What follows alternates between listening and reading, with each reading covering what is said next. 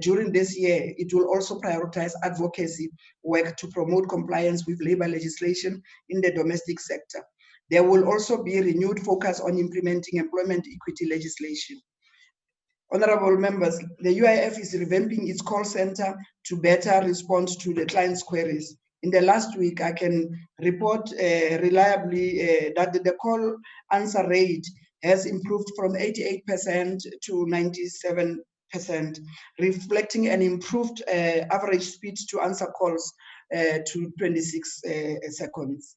So your calls will not necessarily be ringing unanswered for a very long time, but there will be a response within a few seconds. Moreover, a UIF app and a USSD service are being developed to go live in August. And the network infrastructure has been upgraded and the Wi-Fi rollout in 26 service delivery points nationwide.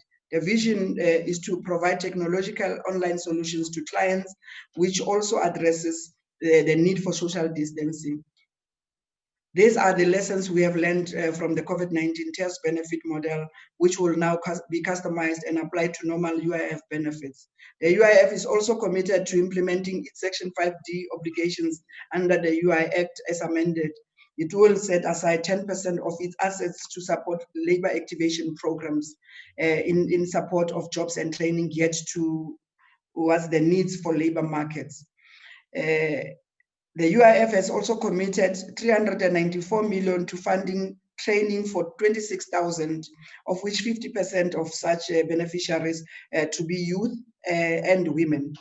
5.9 million is also committed to finance the intervention of the CCMA to preserve jobs.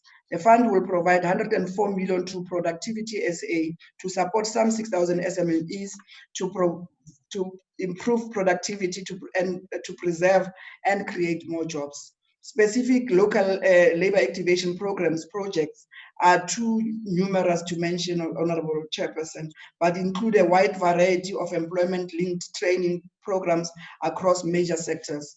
In 2020-2021, the department targets to retain 40,700 UIF contributors in work. I want to also flag at this point in time, Honorable Chairperson, in line with government priorities, the annual performance plan for 2020-21 has added one more output for Program 1, focusing on an internal campaign to change behavior in relation to gender-based violence. And Honorable Chairperson, Honorable members, we have to speak about our response to the momentous developments of this year. The falling economic activity, even pre-COVID-19, declining revenue and the need for budget savings, as well as the impact of the COVID-19 pandemic, the declaration of the national disaster and subsequent lockdown to slow down the spread of the virus. These developments required a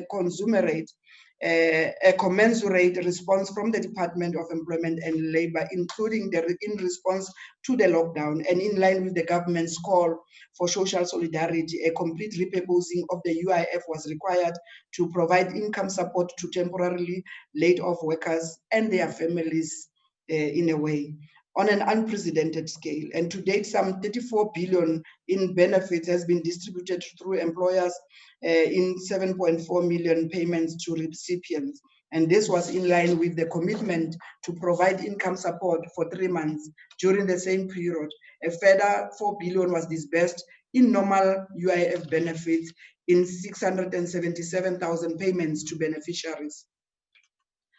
I must say, honorable members, that it gives me great pleasure to also announce that following due diligence and consultations with the UIF actuaries, and in line with the President's decision to extend the life of the Disaster Management Act until the 15th of August 2020, we have taken a decision to similarly extend the COVID-19 TERS benefit until the 15th of August 2020. The benefit structure and existing criteria remain the same, and applications for April and May will be closed by the end of July 2020. And although applications already received for these 2 months will be processed, this is a guarantee that we give to the people. The provision of COVID-19 TERS benefits also required strict financial controls, and I'm reassured, Honorable Chairperson and Honorable Members, that it was the UIF itself which detected the recent attempted fraudulent activities, and I'm also encouraged by the speedy response of our law enforcement agencies in bringing the culprits to book. At some point, maybe in another discussion, we will have to engage other departments like justice cluster in terms of the strict rules with regards to in relation to budget, bail conditions of people who are involved in corrupt and criminal activities. And I must say, we take this as a very serious. And amongst other incomplete claims, honorable members, are thousands of claims on behalf of deceased persons that the fund has to deal with at some point and fast track at the same time. The COVID benefit measures also required engagement with business and labor through NETLAC and to make possible bulk disbursements of benefits via employers and bargaining councils. I would also commend the work of NETLAC's COVID response, rapid response unit, which has provided leadership throughout the pandemic, developing directions and regulations across relevant fields, including health and safety, transport, and social development, as well as resourcing PPEs, as well as sourcing PPEs and medical equipment. The benefits provided by the UIF were unprecedented. But yes, honorable members, it was a learning curve, and there were delays as we sought to repurpose the UIF and augment systems. But it was this process which empowered us to provide income support on this scale. The pandemic has also shone a light on gaps in our social security provision. For instance, the current exclusion of non-standard employees and those who fall outside the traditional employer-employee relationship. For instance, your self-employed category. Going forward, this will be the subject of a policy review to be conducted by social partners in NETLAC into a comprehensive social protection reforms. The compensation fund is an essential part of our response to the pandemic. In March this year of 2020, we announced our intention to consider any claims from workers who contract the virus while at work. The relief provided by the compensation fund comprises payouts for temporary disablement while the worker is in quarantine, self-isolation, or hospitalized, payments of medical expenses, and where tragically the illness results in fatality, the fund will pay out survivor benefits to the dependents of the worker in the form of a monthly pension and funeral benefit. The fund is also focused on strengthening its online application system in advance of a possible uptick in claims. Over 1,000 COVID-19 claims are currently being processed. And in addition, during the lockdown, over 20,000 claims were registered in CompEasy by employers. 146,000 medical invoices were processed. 921 million was paid to healthcare practitioners for the period from the 1st of April 2020 to the 13th of July 2020. 15 million rand was paid in total temporary disablement benefits to beneficiaries, and 276 million was paid to the 24,000 pension beneficiaries of the fund. For those employers and healthcare practitioners who still experience challenges in accessing the CompEasy system, the fund is embarking on a national campaign to assist and train stakeholders.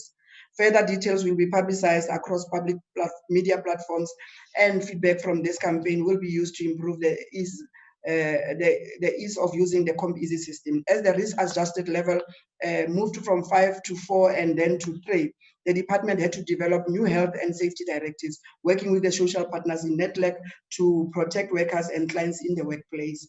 As the health crisis morphs into an economic crisis, we've anticipated large-scale job losses, and as part of economic reconstruction, I would like to flag the following. The important work undertaken by NETLAC in facilitating engagements of the social partners to prioritize the commitments of the Job Summit to refocus on growth and jobs. And this supports the government's plans for economic reconstruction and calls for a national debate on the way forward. It cannot be that we combat this present crisis, honorable members, only to return to the previous systemic crisis of unemployment, poverty, and inequality. So front and center, for the department must be a coordinated vision of job creation and preservation. Let me indicate how this works in practice, Honorable Chairperson. The CCMA has experienced a substantial increase in large-scale retrenchment through Section 189A referrals. And the council engages the parties to mitigate the retrenchments. And it is also the entry point for distressed companies to apply for the support from the TERS, and also oversees the convening of the single adjudication committee that involves the CCMA, the Department of Trade and Industry and Competition, Productivity SA, and the UIF. The majority of the applications are processed within under 21 days. And this is a kind of joint up program which the President has referred to, requiring alignment and cooperation across government entities. Finally, and in conclusion, Honorable Chairperson and Honorable Members, I would like to take this opportunity as our thanks finally goes to the staff of the department, the commissioners, the executive of the entities led by the DG for their commitment and hard work in achieving targets and continuing to provide services in difficult conditions. Honorable Chairperson, I therefore table the budget of the Department of Employment and Labor, and I thank you for your audience.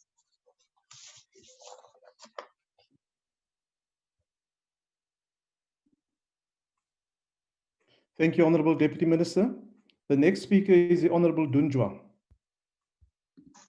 Masibulele mhlali ngaphambili wendlu yowiso umthetho. Sibulise kongqongqoshe namasekela abo. Sibulise kumalungu endlu yowiso umthetho yoMzantsi Afrika nabantu bonke belilizwe abamameleyo namhlanje. Phambi kokuba singene kule ngxoxo-mpikiswano yekomiti ye-Employment and Labour, sifuna ukuthi siyikomiti wish uMinister uNxesi noMinister uMantashe kunye nawe mhlali ngaphambili ukuba niphile ngokukhawuleza kule ntsholongwane, nakuba bonke abantu boMzantsi Afrika abathe bafunyanwa yile ntsholongwane, kodwa ngakumbi sithi ngxe kwabo bathe balahlekelwa zizihlobo zabo. Sitsho sithi nalena iza kudlula njengoba amaNgesi esitsho esithi this too shall pass.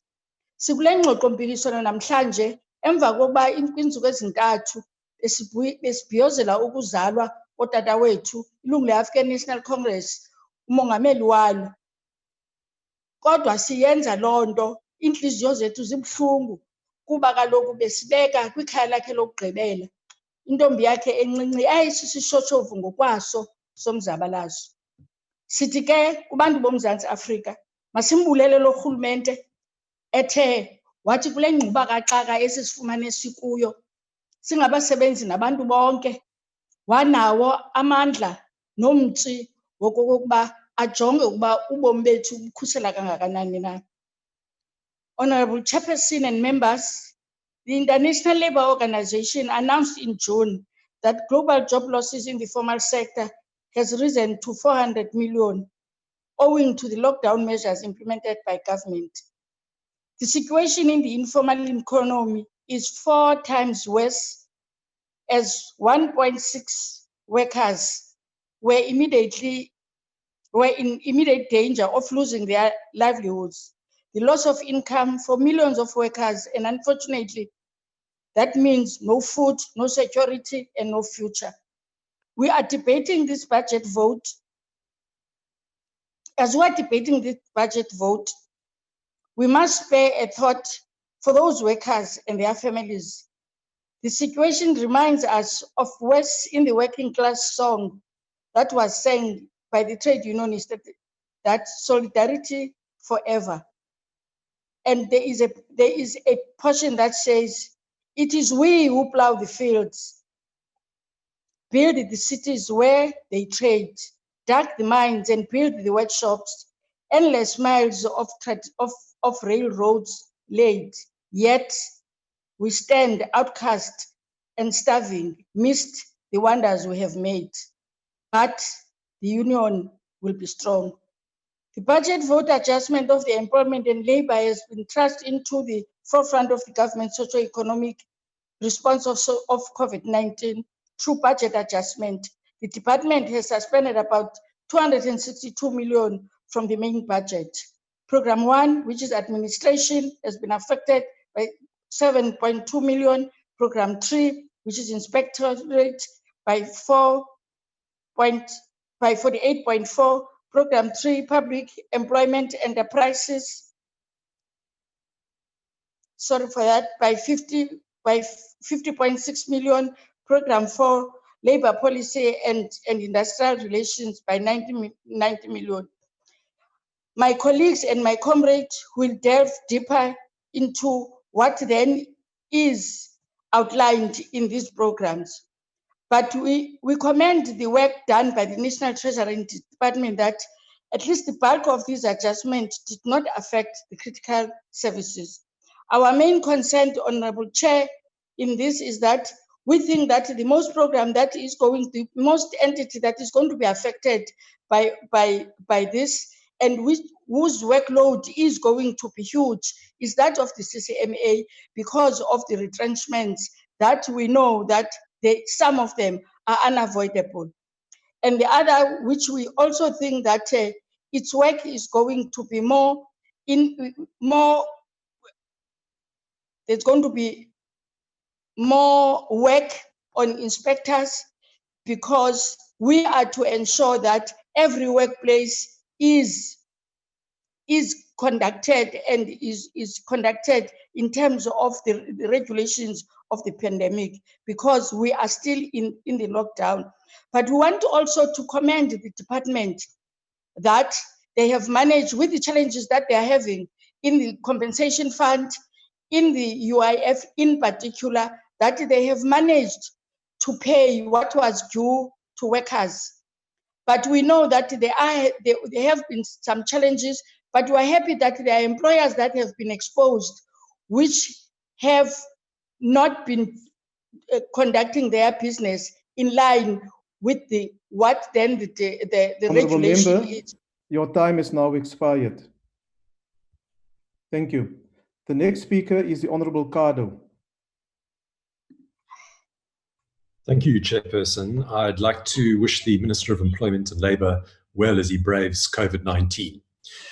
The Department of Employment and Labour Chair is not working for the unemployed. It didn't work before COVID-19. It hasn't worked during COVID-19. And unless this government embarks on a systematic program to grow the economy and deregulate the labour market, it won't work even after COVID-19 has left our shores. Before the national lockdown was introduced, there were 10 million people without a job. Between February and April, according to the National Income Dynamic Survey released last week, another 3 million people lost their jobs. And soon, so National Treasury says, the number of unemployed South Africans could rocket as high as 17 million. Today, the official unemployment rate is 30%. Soon it will be sitting at 40% or even 50%. This is the ticking time bomb that will rip apart our social fabric. But the government is doing nothing to defuse it. All the ANC does is to add explosive material. For over a decade, the ANC has single-mindedly run the economy into the ground. It has gorged itself at the trough of corruption. It has poured good money after bad into the bottomless pit of state-owned enterprises, and it has scared off investors with reckless policies like expropriation without compensation. The ANC strangles small business and red tape and sucks the life out of the labour market with a raft of restrictive regulations. And now the ANC wants to tighten the noose on employers. The Employment Equity Amendment Bill, which was gazetted yesterday, empowers the Minister of Employment and Labour to set sector-specific employment equity targets. It introduces harsher punitive measures for non-compliance. The bill confers on the Minister a degree of coercive racial control that is completely incompatible with the principles of a market-based economy. The ultimate result will be less economic growth and more unemployment. The Department of Labour was rebranded over a year ago to include employment in its name, but the department's structures and programs still haven't been reconfigured to tackle this expanded mandate of job creation. The department doesn't work for workers, and it doesn't work for the workless. The lockdown has made that abundantly clear.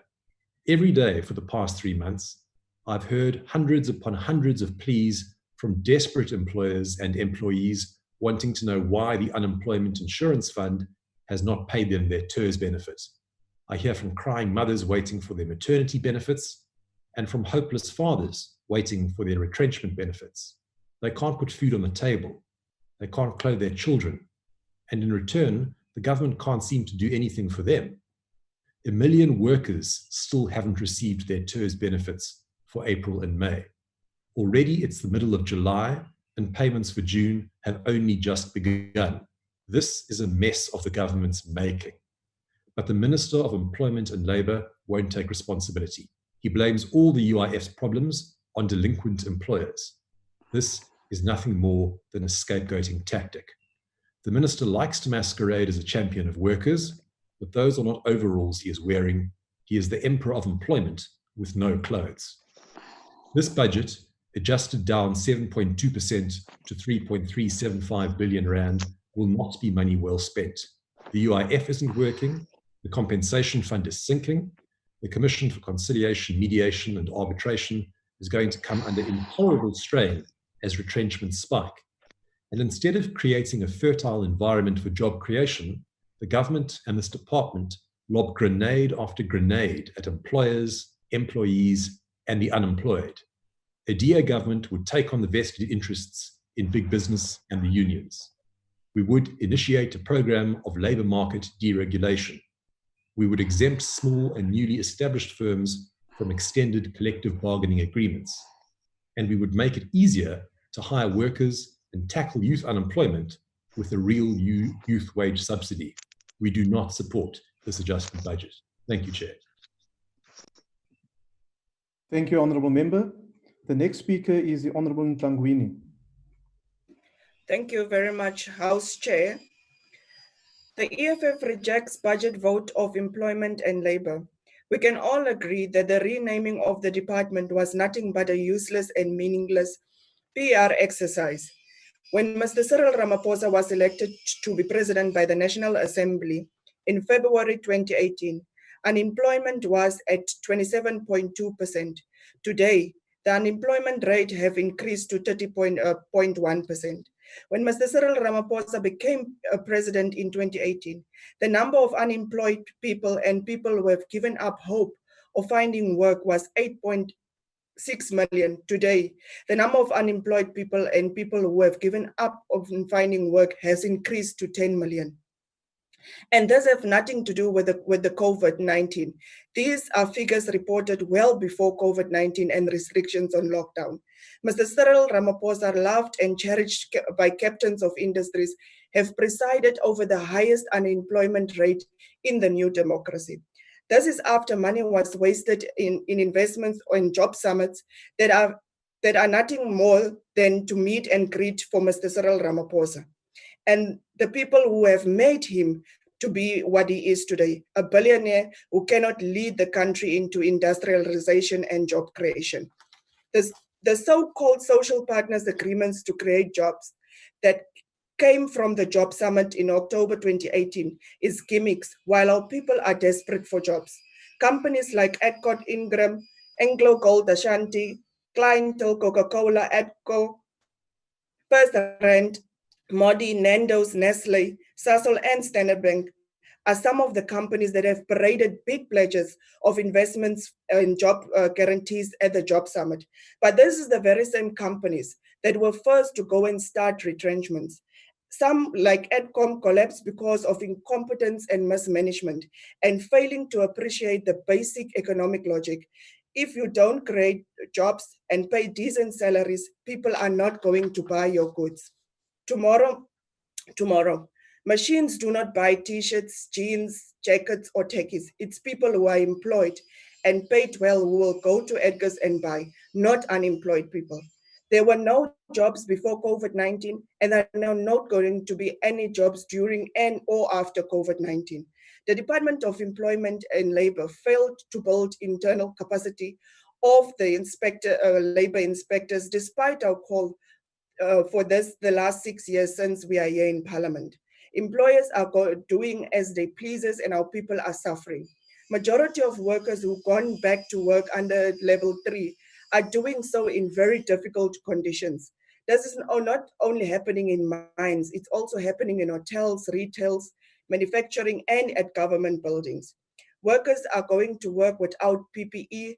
Workplaces do not have safety protocols in place. Our people are getting infected by COVID-19 at work because there are not enough inspectors to oversight at these companies. Workers are retrenched without following proper procedures. Workers are not receiving UIF benefits and COVID-19 relief benefits, but in the system, the claim was approved and paid. There are hundreds of workers sitting at home with no way to feed their families, but monies were paid out to them. Minister, we expect you to open up criminal cases against these looters and greedy employers.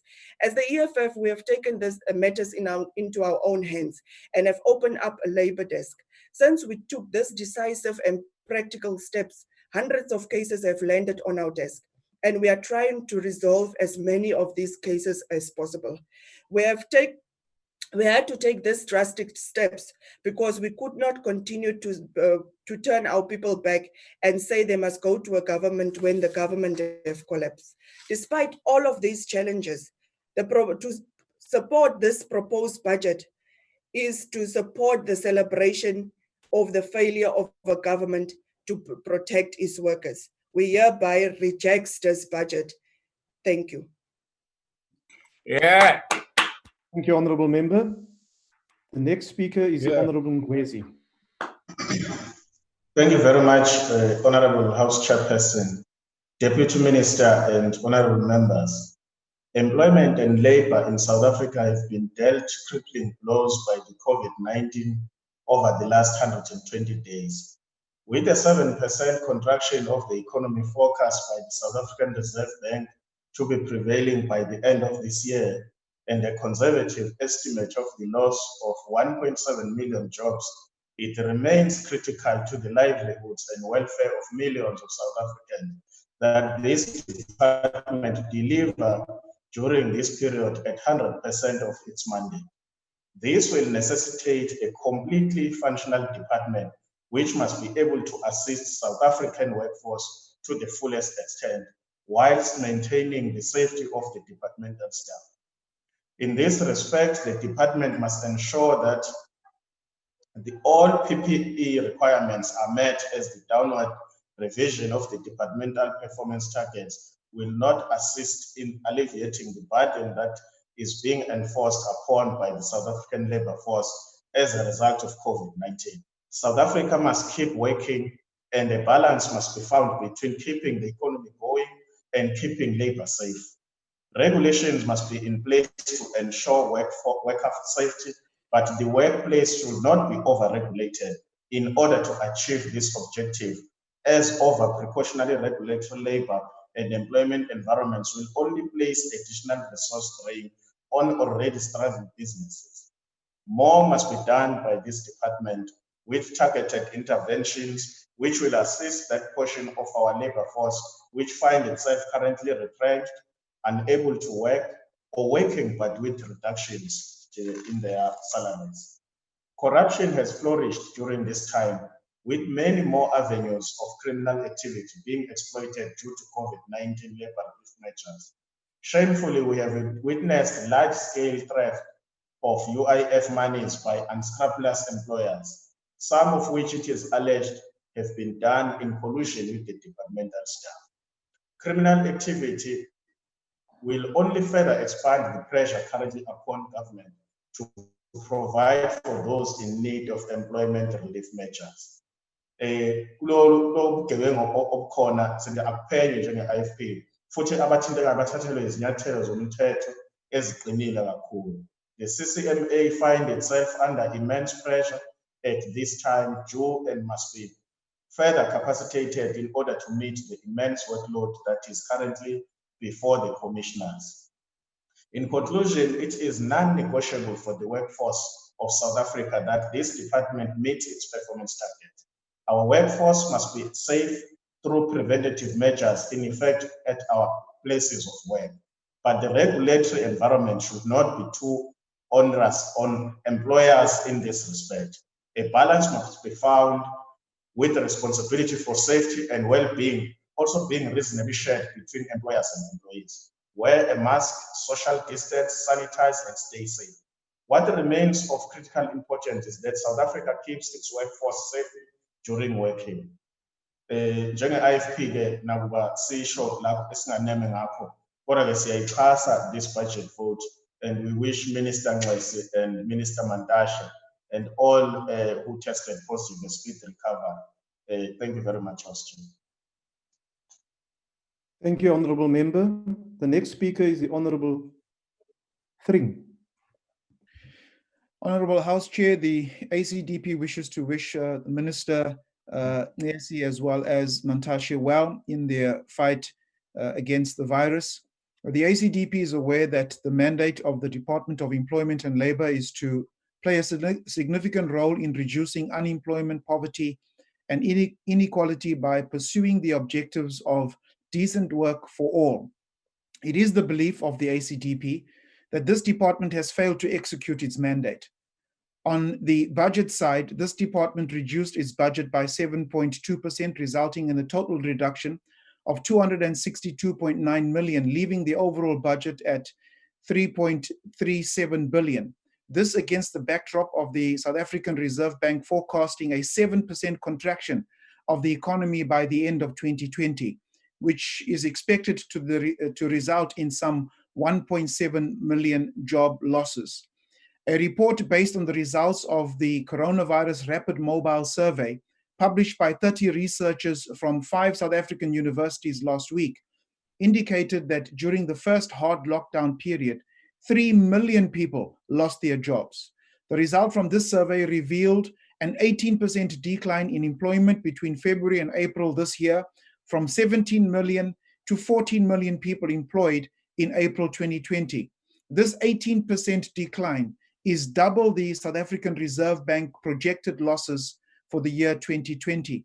Of great concern to the ACDP is the number of reports of delayed TERS payments, retrenchments by businesses who have received financial assistance, and the reports of fraud and corruption by individuals, government employees, and other business individuals.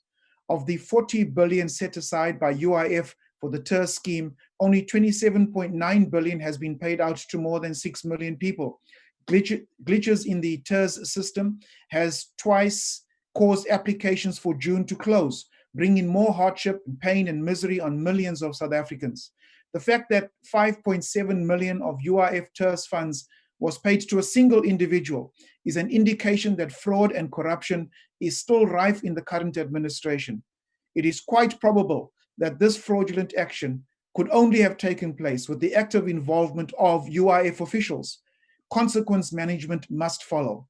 The dark cloud hanging over our economy is not only as a result of COVID-19 and the massive blow to employment with the resultant difficulties in many households, but also because of rampant fraud, corruption, and ineptitude within the department.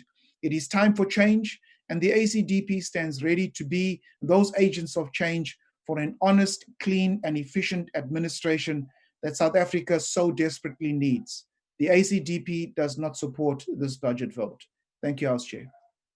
Thank you, Honourable Member. The next speaker is the Honourable Zungula. First and foremost, I want to reject the statements by the minister that seek to formulate new ratios on the employment of foreign nationals in our country. Pre-lockdown, we had an unemployment rate of more than 30%. It is anticipated after the lockdown, the unemployment rate will be more than 50%. SAA, SABC, Media24, and many other companies are in a process of retrenching workers as we speak. The jobs that are there must be for the citizens. This is the only country they have got. Therefore, it is dangerous to seek to worsen the situation for our citizens by indicating the government policy will be changed to accommodate more foreigners in our labor market. We currently have more than 7 million citizens unemployed and more than 1.2 million foreigners formally employed and many more informally employed in our country. You can't have more than 7 million citizens unemployed and more than 1.2 million foreigners employed. There's bound to be conflict. The department must provide leadership and be patriotic. If there was ever a time to put South Africans first, it is now. We should be creating more opportunities for our people to be economically active instead of them being dependent on grants. People want to be economically active and run their own businesses and have jobs. The government must provide conditions for our people to live dignified lives. It is a hate of our citizens for them to scrap through rubbish bins in order to eat, to be scrap metal collectors, to be unemployed and be beggars in their own country, whereas British foreigners such as Philip Saunders get jobs in our country at the expense of qualified and experienced citizens. The current labor laws are sufficient and need the department to enforce, and that is something we've not had as a priority. The department must work with Home Affairs and review all work permits issued. All work permits issued for jobs locals can do must be revoked as soon as possible, starting with Philip Saunders. The department must ensure all companies operating in our country comply with the existing labor laws, and this must start with the government itself, as it has a lot of foreigners in its payroll.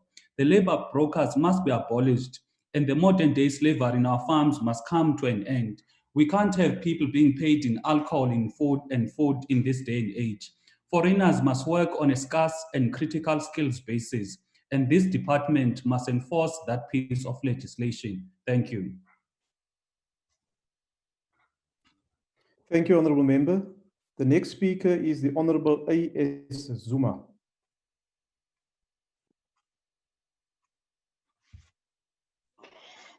Thanks, Chairperson. Honourable members, the National Congress rises to adopt the adjusted budget vote 31 employment and labour. This year is the 65th anniversary of the Freedom Charter. As we mark this important anniversary in the history of our liberation struggle, the ANC recommits to the aspiration of the generation, heroes and heroines who drafted the charter. When the 3,000 delegates met at the Congress of the People, not Mr. Lekota's party, ECOPE, they said that in a democratic South Africa, there shall be work and security. With this declaration, they made a solemn commitment to fight for these rights for the future generation of workers and work seekers. As we face the unprecedented economic crisis visited on our country and the world by the COVID-19 pandemic, our government and social partners need the same courage to act decisively to create jobs and to protect employment. In the words of the Freedom Charter, this is a moment in which South Africans must realize that this country belongs to all who live in it, black and white. The ANC notes that the inspection and enforcement program losses about 7% or 48 million of the funds that were allocated in February budget. This is quite significant considering that there is evidence that few unscrupulous employers are not adhering to the labor laws and lockdown regulations. However, the ANC welcomes that both transfers and subsidized and payment of capital asset budget of Program 2 have remained unchanged. A study released last week estimates that between February and April, about 3 million workers lost their jobs. Out of 3 million, 2 million are women. The implications of this are the pre-existing inequalities in South Africa have been exacerbated with job and income losses concentrated among black people, women, low-wage earners, and manual laborers. Kunomama emsinga oneingane eziwu-8 okade esebenza eplazini.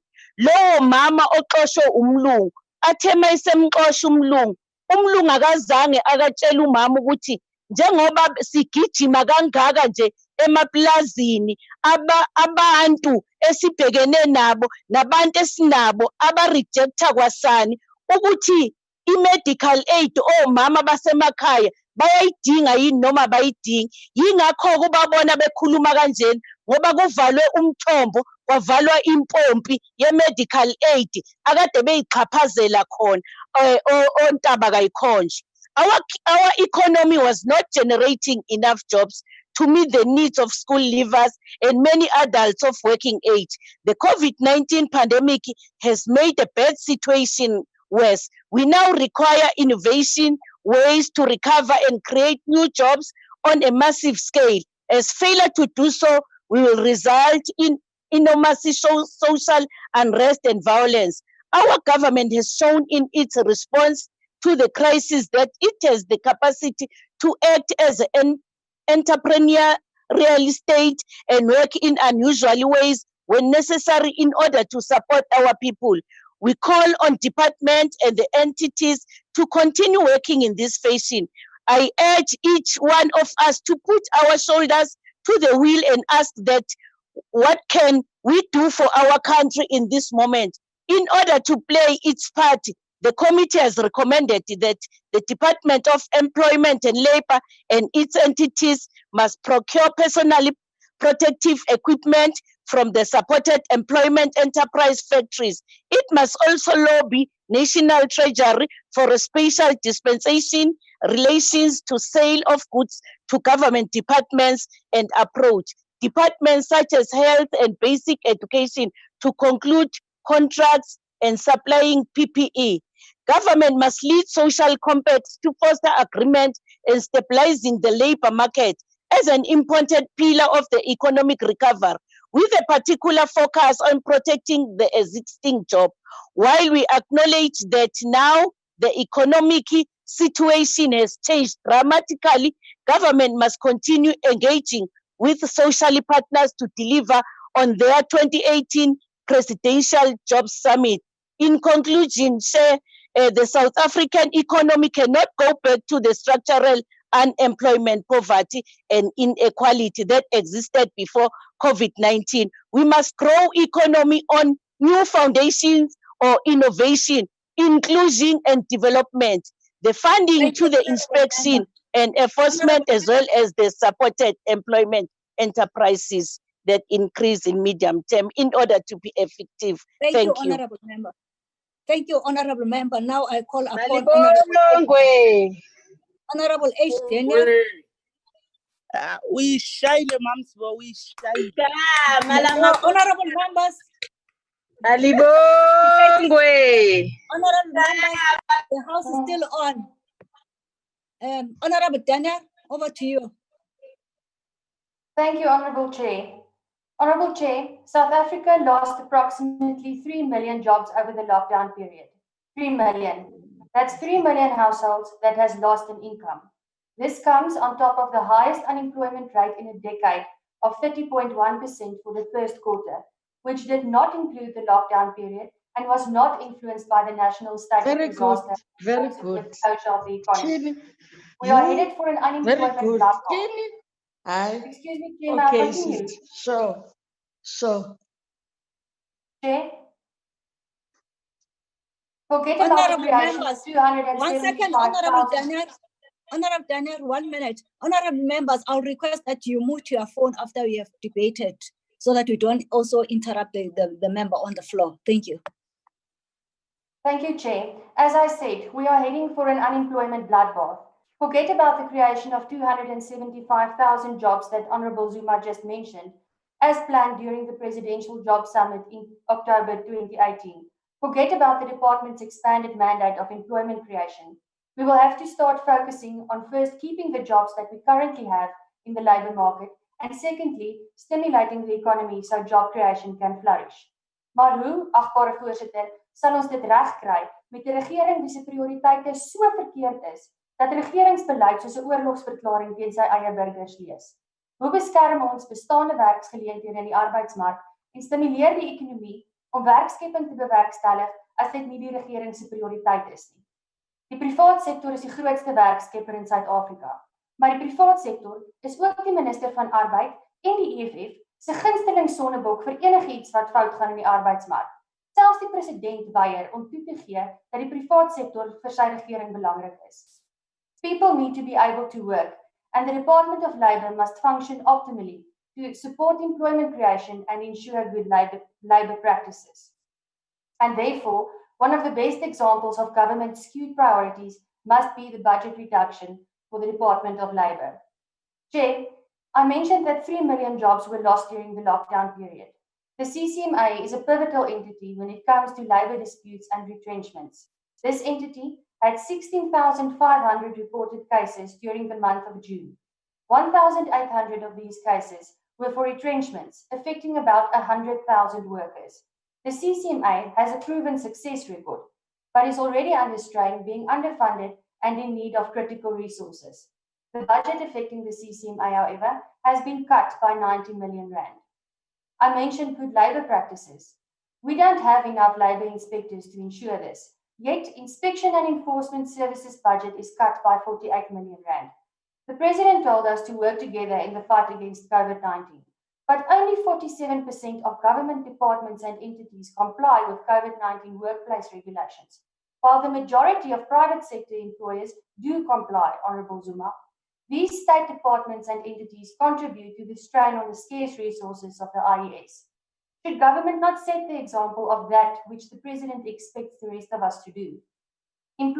Public employment services, the only semblance of the department's expanded mandate, has to make do with 50 million rand less in their budget, and the list goes on. Agbare voorsitter, Suid-Afrika is 'n welsynsstaat met meer mense wat 'n maatskaplike toelaag ontvang as mense wat werk, en die situasie vererger by die dag. Ons het nie geld nie. Ons kan dit nie bekostig nie. Maar die regering verminder die begroting van juist die departement wat verantwoordelik is vir werkskepping. Die staat kan nie mense uit armoede uitlig met maatskaplike toelaas nie. Mense moet homself uit armoede uitwerk, en al hoe hulle dit gaan doen, is as die ekonomie floreer. As klein besighede in staat gestel word om sonder voorskriftelike en diskriminerende wetgewing werk te skep, as die privaat sektor deur die staat ondersteun in plaas van gekritiseer word, en as die regering sy prioriteite verander van die afdwing van 'n geval. Thank you, Honourable Member. Thank you. Your time is up. Van ekonomiese vooruitgang en Your time is up, Honourable Member. Alvorens dit nie gebeur nie. Honourable Member, your time is up. Your time is up. Dankie, voorsitter. Thank you. Waar. I call upon Honourable Sheikh Imam. Honourable Sheikh Imam. Chair, I'd like to rise on a point of order, please. Yes, Honourable Member, you may. One point of order. Thank you. Chair, the guidelines that were sent out for these plenaries very clearly stated that the chat function would not be enabled. If members of the ANC want to congratulate each other, can they rather go onto their caucus WhatsApp group and do so? But they don't need to come here and do so. Just like the House, the chat function is disabled, and I would really ask that ICT adhere to Thank you, Honourable Member. And disable the chat box. Thank you, point taken. We'll ask the members to do accordingly. Thank you. Now I call upon Honourable Sheikh Imam. Honourable Sheikh Imam. We will pass. I will call Honourable Expelled that one. He's no longer a member. He's a no, Honourable. 1 second. Honourable MGE Hendricks. Honourable Hendricks.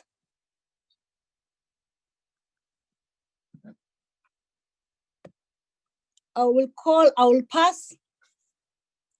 I will call Honourable Bahrain. M. Bahrain from DA. Are you here? Thank you, Madam Chair. I am here.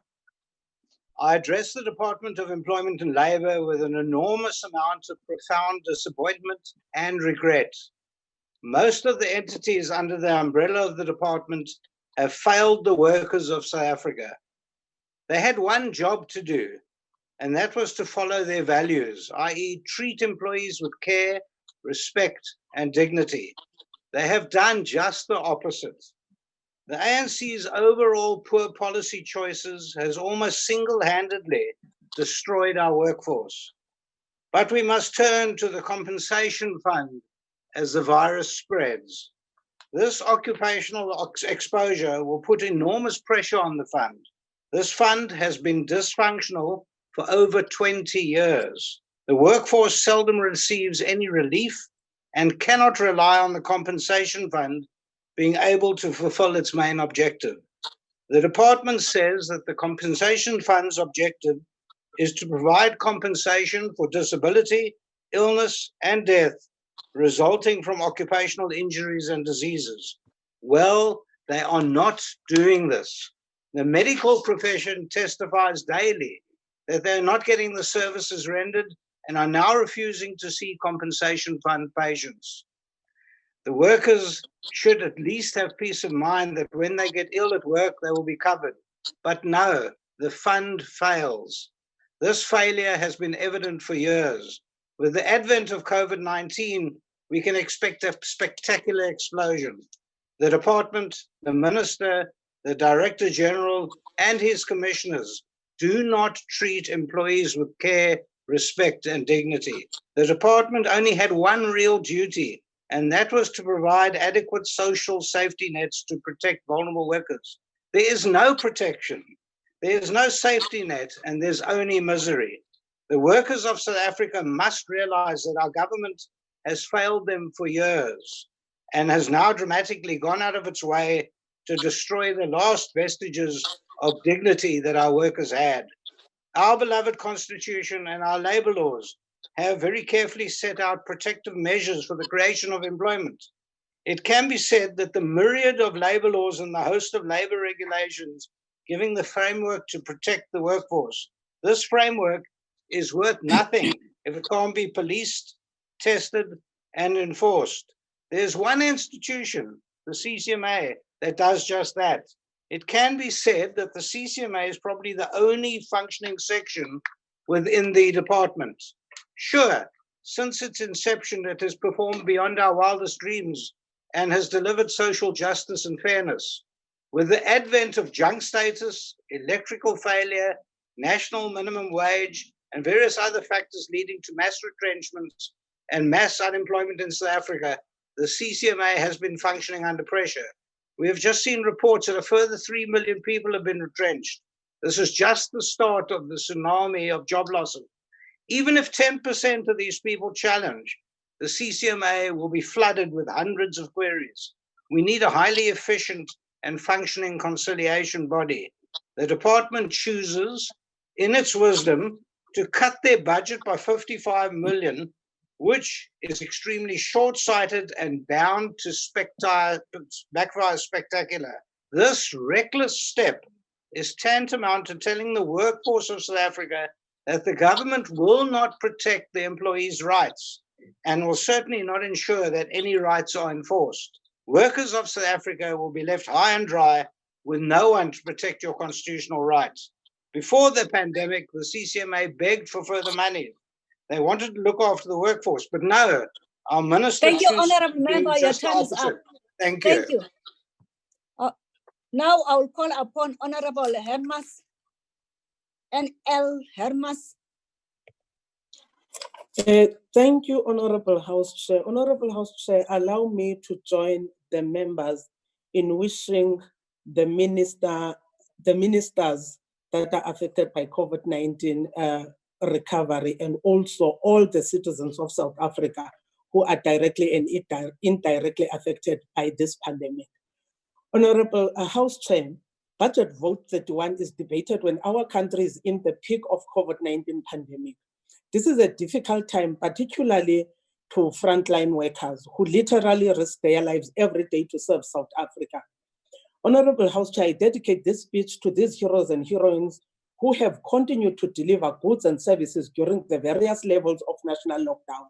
As we witness the rising unemployment in many sectors, the Portfolio Committee has recommended that funds must be moved from other programs to the CCMA.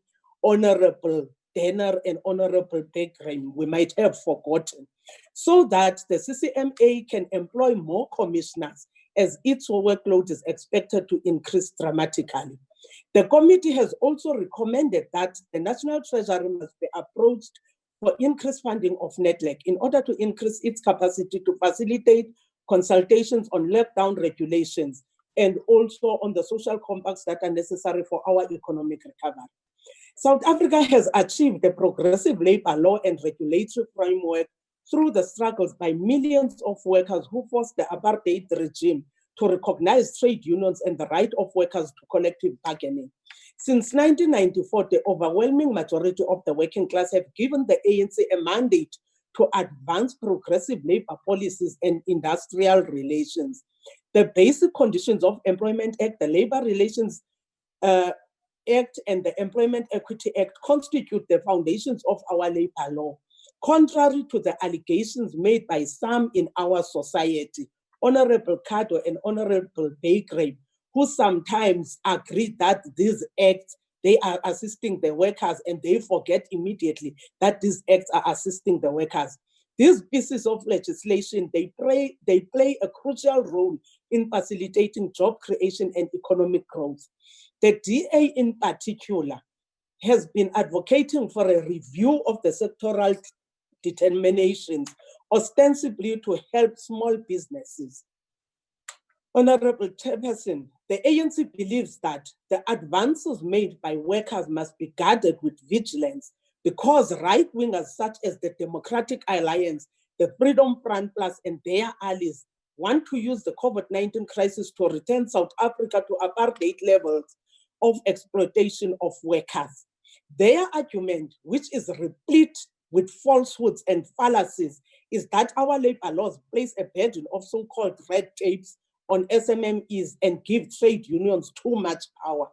Besides the fact that these arguments are in conflict with the Bill of Rights in our Constitution, which guarantees the rights of workers and employers to engage in collective bargaining, they are not based on facts.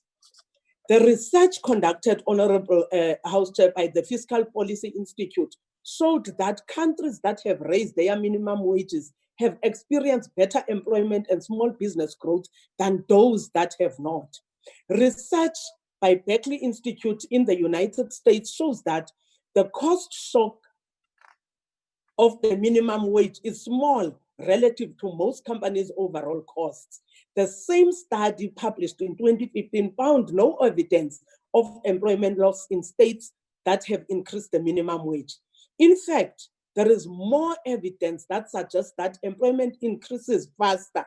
The simple explanation by the economists is that higher wages place more money in the pockets of workers and their spending boosts the SMMEs, which enables them to hire more workers. According to the ILO, Africa has experienced positive wage starting from after a of mostly growth during the period 2012 to 2016. However, this average growth is distorted by the fact that it occurred mostly in the public sector. Wages in the private sector have been stagnant for more than a decade, and the opposition is not speaking to these issues that the private sector must also improve. We would argue that, as the ILO explains in the 2019 Global Wage Report, stagnating wages are an obstacle to economic growth and rising living standards. The ILO recommends that governments should explore with their social partners ways to achieve socially and economically sustainable wage growth. Honorable Chair, the ANC calls for the mobilization of workers and society to commit to adhering to government regulations to curb the spread of COVID-19. As the president has said, quoting Utata Umandela, open quote, "It is in our hands to defeat the invisible enemy," close quote. And currently our invisible enemy is the coronavirus. As our experience in the fight against HIV and AIDS has taught us that the tendency for people who have tested positive to be stigmatized in our communities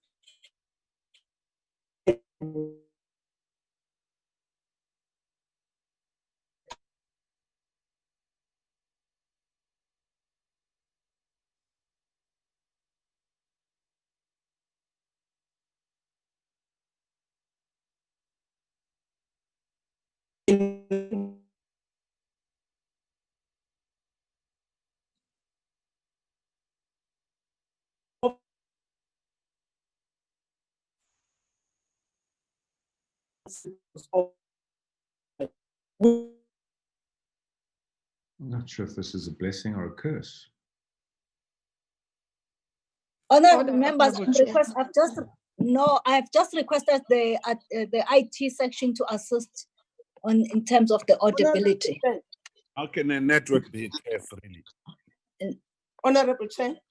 No, honorable members, I've just indicated that I've asked the IT desk to assist in terms of the audibility of the member. I'll note her time as well. 1 minute, Honorable Henmas. Just give us a second. Honorable Chair, we need to dismiss the pseudo-left slogan hearing of the EFF. The EFF thrives on misinformation and making wild promises. We are 7 years old. Seven realities of South Africa and the Leave world. EFF alone. The EFF has EFF been alone. Debate your calling speech. for a hard Please. Honorable Kangwili, point of order. Must leave EFF alone. Order, members. Compels you to mention the EFF for nothing. No, order, members. We are not recognized, honorable member. Yeah, tell her to stick to her speech. Otherwise, she's not going to finish it. The EFF have been vocal in calling for a hard national lockdown with no end in sight, allegedly to save the lives of our people. At face value, this position seems reasonable.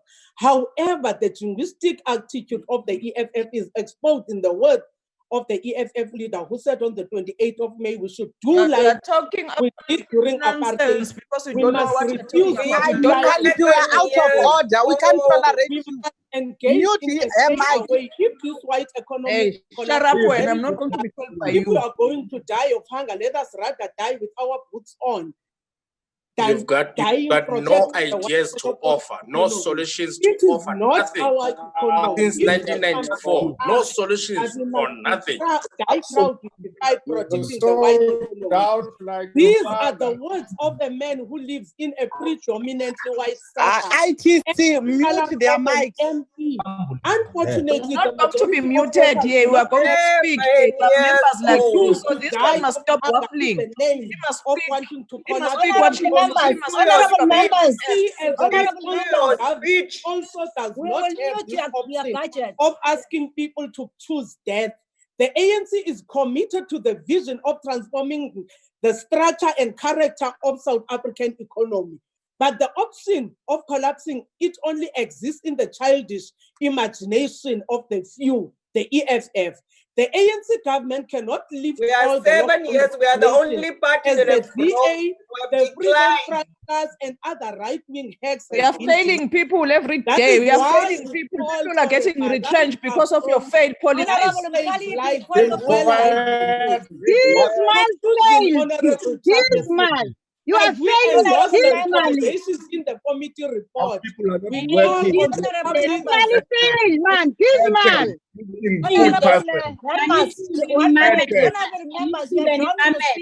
Sold out in 1994.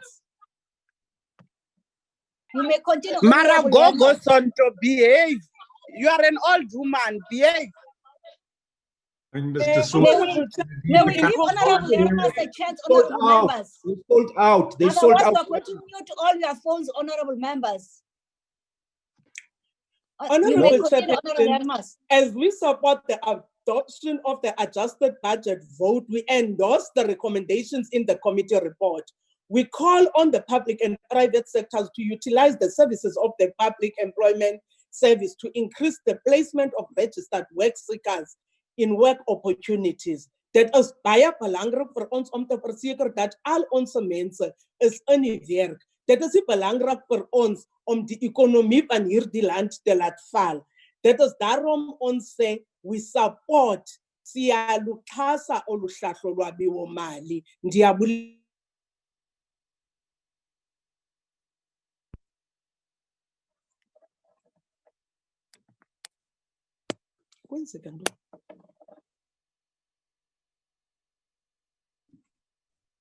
Thank you, honorable member. Now I'll call upon Honorable Deputy Minister of Labor. Malibongwe. Honorable Deputy Minister. Thank you, House Honorable Chair. Deputy Minister. Am I audible, Honorable House Chair? Is that Deputy Minister? Yes, I am here. Are you able to see me? Oh, I don't know your deputy now I minister. can see you. I was just wondering who's saying Malbongwe. Thank you. You may Thank you so proceed. much. Thank you so much, House Chair. I think I must also say that most of the issues as raised by honorable members that I would have loved to respond to, most of them were adequately responded to by Honorable Nombulelo Hermans. But also I want to highlight, honorable members, that the matter of compliance with employment laws is a function of all the role players in the labor market, not necessarily the Department of Employment and Labor. We are in this together. But Chairperson, allow me, let me to end my contribution with this quote by a famous author, George Orwell, who said, and I quote, during times of universal deceit, telling the truth becomes a revolutionary act, close quote. So for some people, the truth hyperbole is an innocent form of exaggeration and very effective form of promotion. So let us not play to the people's fantasies, honorable members. It is the people's livelihoods we are dealing with here. And the basic line of our institution as members of parliament must be the lifeline of government at work and guarantee people's happiness. Your job. This is the time to inspire confidence, the time for true leadership, complete subjugation of self and uprightness of character. Do your job. We can only be at our best as members of parliament when we see a big problem and confront it with a big structural change. And this is what the sixth administration aims to achieve. And of course, this is not an easy task, honorable members. So this is not the time to nibble and around the edges of big problems, if I have to say. And this is not the time to pose for cameras, and this is not the time to flirt with the voters. This is the time to be with the people at the battlefront of this pandemic and represent them well in parliament. In times like these, honorable members, we are the only hope for the people. We stand between the people and the virus. And this budget vote is a commitment of government at work and a caring government for the people. The people will remember this, and one day, honorable members, posterity will be our judge. I want to take this opportunity, honorable chairperson, to thank you for the audience. Thank you. 26 years Thank of you, failure. Honorable Thank Deputy you. Minister. Esquabo. Abongwe. Esquabo.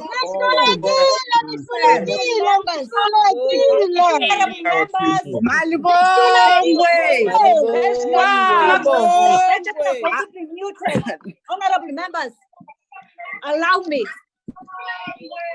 Vote 31 and long live the House Chair, long live. Honorable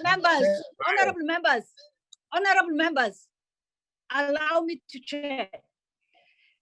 Vote 31 employment and labor adjustment debate stand adjourned. Thank you. You are biased, though. Thank you, Chair. There's no bias of things here. Well done. Thank you. Mamson Towe, now you must behave.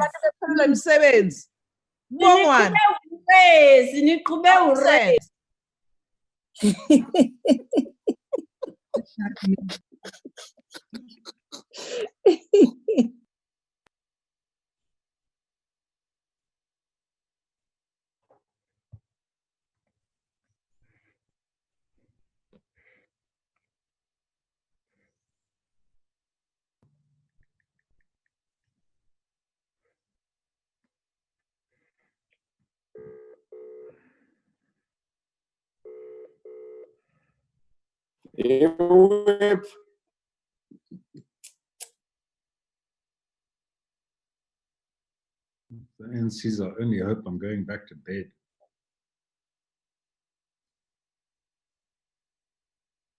You want to go back to bed? You can. With pleasure.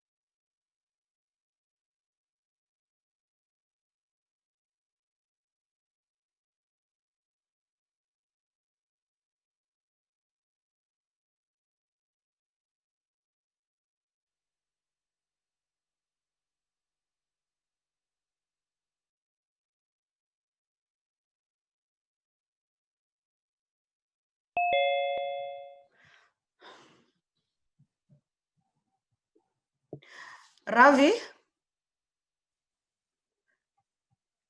Now, where's Ravi?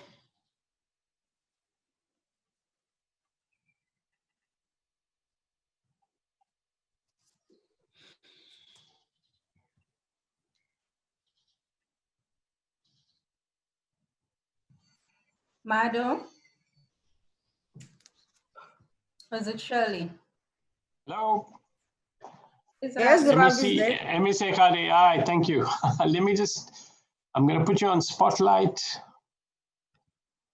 Oh, that's great. I think are you using a computer to connect to the session today, ma'am?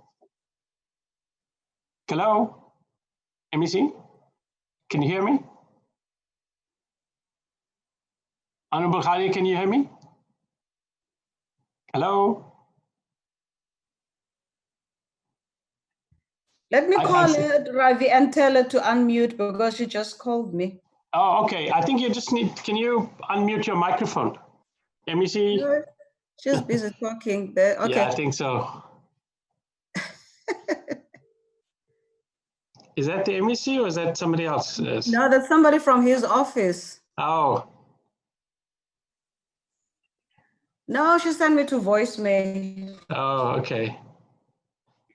Hi. Hello. I'm sending her a message. MEC. I think she can hear me, but probably, or maybe the volume is low. No, it's off. It's the mic is off. Yeah, she should be able to hear me though. Yeah. Oh, okay. Let me see. Went out to be shallow again. Okay. Actually, it's got the background. And just it's okay. Just the lighting is not that great there. So.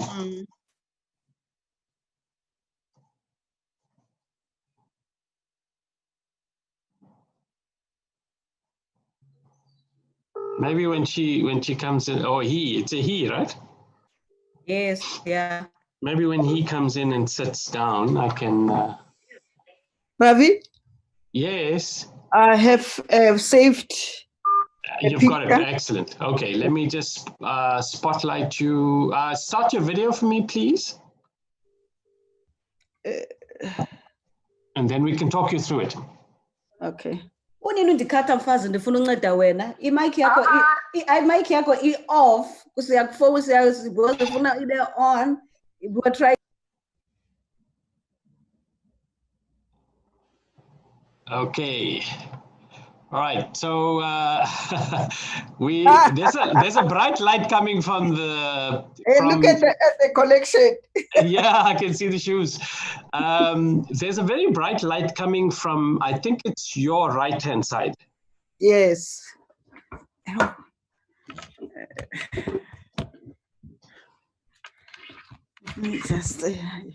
That's better. Right, let's put the background on. So if you click at the bottom where it says stop video, there's a little up arrow right next to it. Can you see it? Yes, yes, yes. Okay, you can just click on that arrow and then select choose virtual background. Okay. And then you see a little plus sign just below the video on the right-hand side. Just a little plus sign there, just above your pictures. Above, oh, yeah, I see. Can you see it? If you click on it, it gives you two options, add image or add video. You need to click add image. Okay, I've seen the image. All right, then go find the image in wherever you saved it. Yes.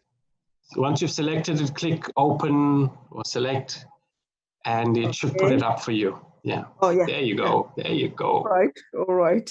I think you're all set.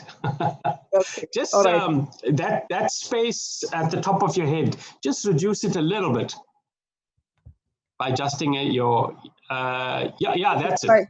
That's it. Perfect. Thank you. Great. All right. Thank you. All right. Can I think you're all set. Come back later? Yes, you can. Yeah. All right. Thank you. Bye-bye. Bye. Ravi, Eastern Cape is ready, eh?